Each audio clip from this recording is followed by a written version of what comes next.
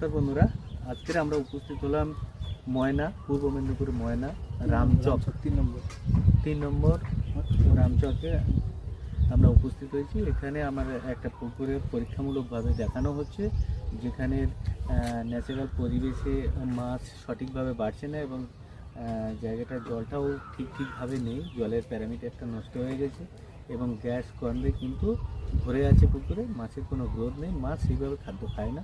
সেই জায়গাটা কিন্তু আজকে প্রথম ভিডিও করছি, যেটা এর 10 দিন বাদে এসে কিন্তু দ্বিতীয় ভিডিওটা আপনাদের সামনে তুলে ধরার চেষ্টা করব। কারণ একটাই উদ্দেশ্য, যে খাদ্যগুলো দিনের পর দিন নষ্ট হচ্ছে, যে খাদ্যগুলো পচন হচ্ছে, সেই পচন ক্রিয়া রোধ করে সেই পচন জায়গাটাকে খাদ্যে ট্রান্সফার করা এবং চাষিদেরকে অধিক মুনাফা পাইয়ে দেওয়ার জন্য যে প্রসেসগুলো আছে সিএসএ অ্যাকোয়ার, সেইগুলো চাষিদের সামনে তুলে ধরার জন্য আজকের এই ভিডিও।